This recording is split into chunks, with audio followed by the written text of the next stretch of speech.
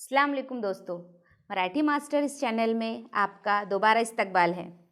सबसे पहले तो बहुत बहुत शुक्रिया जो आप लोगों ने इतना प्यार दिया, इतने कम वक्त में इतने सारे लाइक्स और सब्सक्राइब किए, इसके लिए बहुत शुक्रिया।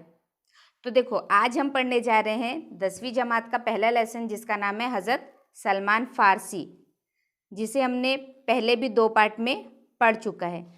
जिन लोगों ने इसे मिस किया है वो इसकी लिंक डिस्क्रिप्शन बॉक्स में दी हुई है, वहाँ जाकर देख सकते हैं। और जो चैनल पर नए हैं वो प्लीज़ चैनल को सब्सक्राइब कर लें ताकि मज़ीद वीडियो आपको मिलती रहें। चलिए स्टार्ट करते हैं।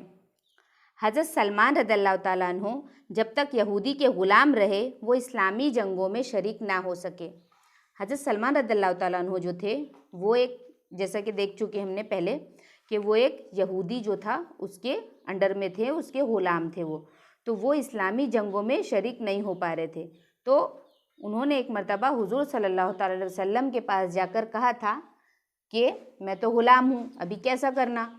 तो हुज़ूर सल्लल्लाहु अलैहि वसल्लम ने 300 खजूरें, उनका जो मालिक था, उनका जो आका था, उसने उन्हें आज़ाद करने की एक शर्त रखा था कि 301, इसका हुज़ूर सल्लल्लाहु अलैहि वसल्लम का एक मौजज़ा है।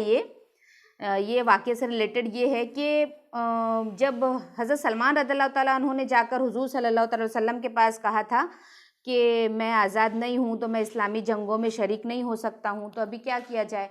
तो हुज़ूर सल्लल्लाहु अलैहि वसल्लम ने उनके आका के पास आकर के उन्हें आज़ाद करने के लिए कहा। तो उनका जो हज़रत सलमान रज़ियल्लाहु ताला अन्हु का जो मालिक था, उन्होंने शर्त रखी थी कि कुछ सोना, बहुत ज़्यादा तादाद में सोना और 300 खजूरें, यानी खजूर का पेड़, 300 खजूर के पेड़ लगाना है।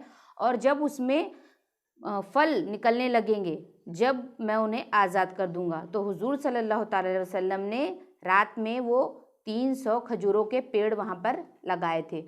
और वो कई रिवायत में आता है कि उसी साल उसमें खजूर फलने लगे थे, और कई इसमें आता है कि रात भर में, यानी नेक्स्ट मॉर्निंग में ही उसमें खजूरें निकल गई थी। तो उन्होंने इस तरह उनको आज़ाद करा लिया था और 40 औकिया सोना मुआवजा देकर हज़रत सलमान को आज़ाद करा लिया था। अब वो जंगों में अपनी सलाहियतों का आज़ादाना इस्तेमाल करने लगे। अब जो हज़रत सलमान रज़ियल्लाहु ताला अन्हु थे वो इस्लामी जंगों में शरीक होने लगे और जो उनकी सलाहियतें थी उन्हें आज़ादी से इस्तेमाल करने लगे।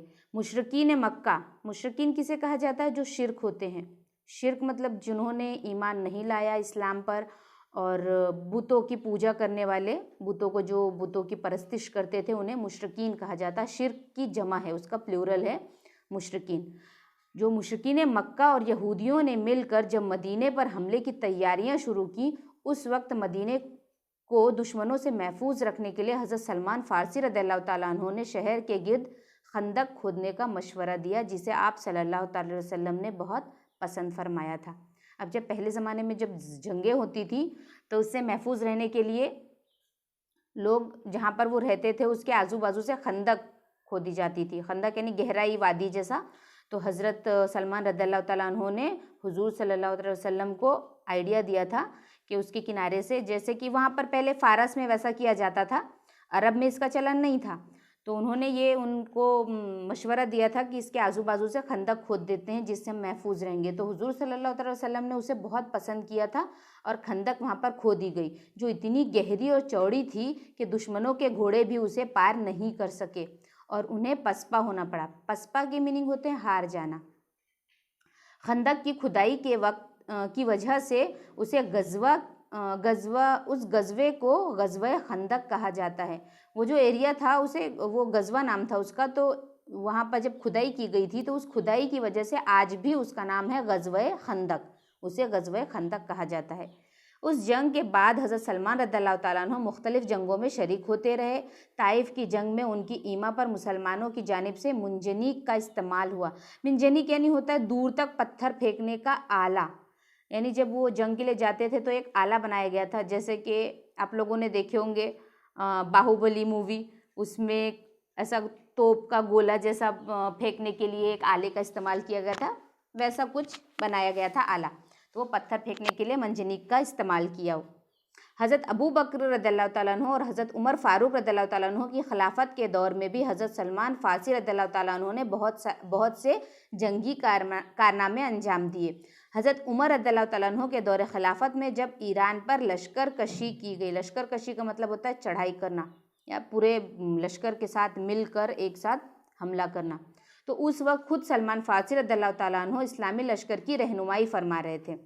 उन्होंने अव्वलन यानी सबसे पहले अपने हमवतन, यानी वो खुद एक ईरानी थे, पारस से आए हुए थे, तो उन्होंने अपने हमवतनों यानी ईरानियों को मुखातिब किया, उनसे कहा, उन्हें समझाया कि मैं तुम ही में से एक हूँ। तुम देखते हो कि अरब मेरी कितनी इज्जत करते हैं, अगर तुम इस्लाम ले आए तो तुम्हारे लिए वैसे ही हुकूक होंगे जैसे हमारे लिए हैं। यानी अगर तुम इस्लाम पर ईमान ले आते हो तो जैसा मेरे साथ बर्ताव किया जाता है वैसे ही तुम्हारे साथ भी किया जाएगा। तुम पर वही अहकाम हुक्म की जमा है अहकाम, तुम पर भी वही अहकाम वाजिब होंगे जो हम पर हैं। लेकिन ईरानियों ने उनकी बातें मानने से इनकार कर दिया, तो जंग लड़ी गई और दुश्मन को शिकस्त का सामना करना पड़ा। हज़रत उमर फ़ारूक रज़ियल्लाहु ताला अन्हु का ये वो दौर था जिसमें ग़ुलामों को मुल्कों का हुक्मरान और सुफ़ा के गुरबा को, सुफ़ा वो एरिया है जहाँ पर हुजूर सल्लल्लाहु अलैहि वसल्लम की नबूवत के दौरान मस्जिद नबवी से लगा हुआ एक चबूतरा, यानी जो वहाँ पर पहले लोग आते थे, गरीब थे, तो उनके लिए एक चबूतरा बनाया था हुजूर सल्लल्लाहु अलैहि वसल्लम ने, तो उस पर वो गरीब गुरबा जो थे वो वहाँ बैठते थे और तालीम हासिल करते थे, उसे सुफ़ा कहा जाता है। तो करना पड़ा। हज़रत उमर फ़ारूक का ये वो दौर था जिसमें ग़ुलामों को मुल्कों का हुक्मरान और सुफ़ा के गुरबा को इस्लामी ममालिक का नाज़िम आला बनाया जा रहा था। ऐसी खुशहाली के ज़माने में भी मदाइन के नाज़िम आला हज़रत सलमान फ़ारसी खजूर के बाग में, यानी जो गरीब गुरबा थे, जो बाहर से आए हुए थे, वो लोगों को वहाँ का आला मकाम दिया जा रहा था। लेकिन इतनी खुशहाली के मौके पर भी जो हज़रत सलमान फ़ारसी रज़ियल्लाहु ताला अन्हु थे वो खजूर के बाग में पेड़ों के साए तले टोकरियाँ और चटाइयाँ बुनते रहे। इश्क़े रसूल की तड़प में वो बेचैन रहते। उन्हें लगन लगी थी तो जन्नत में हज़रत मोहम्मद सल्लल्लाहु अलैहि वसल्लम से मुलाकात की।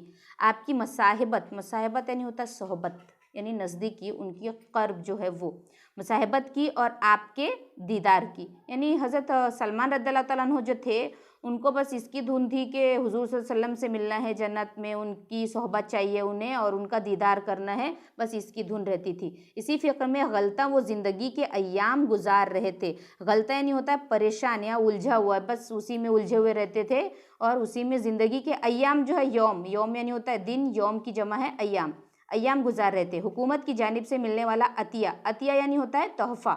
अब जो हुकूमत की जानिब से जो उन्हें तोहफ़ा मिलता था या अतिया होता था जो उन्हें मिलता था, वो खैरात कर देते या लेने से इनकार कर देते। पहले तो वो लेते नहीं थे और अगर लेते थे तो वो लोगों को खैरात में दे देते थे। उनके रोज़ाना की आमदनी 3 दरहम थी। 1 दरहम में वो टोकरियाँ बनाने के लिए खजूर के पत्ते खरीदते, 1 दरहम घर में खर्च करते और 1 दरहम खैरात कर देते। यही उनके मामूलात में शामिल था। उनकी रोज़ की आमदनी कितनी थी? 3 दरहम की, और वो 3 दरहम में 1 दरहम की टोकरियाँ बनाने के लिए खजूर के पत्ते खरीदते थे, 1 दरहम घर के लिए इस्तेमाल करते थे और 1 दरहम लोगों में खैरात कर देते थे। यही उनके मामूलात में शामिल था, यही उनका रोज़ का काम था। इसी हालत में हज़रत सलमान रज़ियल्लाहु ताला अन्हु का दुनिया से रुखसत होने का वक्त आ गया। वो सख्त अलील थे। अलील यानी होता है बीमार होना, बहुत ज़्यादा बीमार हो गए थे वो। जब हज़रत साद बिन वक्कास उनकी अयादत यानी होता है जब कोई बीमार होता है उसकी पुरसी के लिए आते हैं, पूछताछ है उसे देखने के लिए, उसे अयादत कहा जाता है। तो जब हज़रत साद बिन वक्कास उनकी अयादत के लिए तशरीफ़ लाए तो उन्हें देखकर सलमान फ़ारसी रज़ियल्लाहु ताला अन्हु रोने लगे।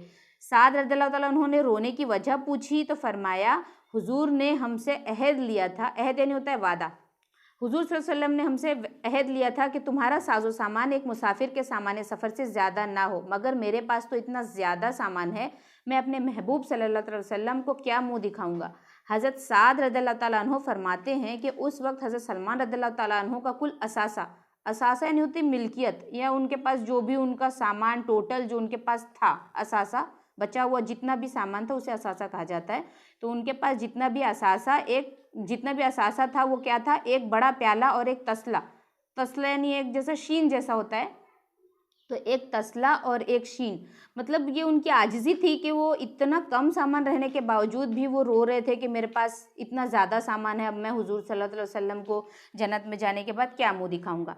हज़रत सलमान फ़ारसी रज़ियल्लाहु ताला अन्हु सन 33 हिजरी में दुनिया से रुखसत हुए। इंतकाल के वक्त वो 80 बरस के थे। उनका मज़ार मदायन यानी इराक में, मदायन एक एरिया का नाम है शहर का जो कि इराक में है, यानी उनका मज़ार जो है वो इराक में है। ये यहाँ हो गया अपना चैप्टर फिनिश। अगर आपको वीडियो अच्छी लगी हो तो प्लीज़ सब्सक्राइब करो, लाइक करो, शेयर करो और इसके क्वेश्चन आंसर नेक्स्ट वीडियो में देखेंगे।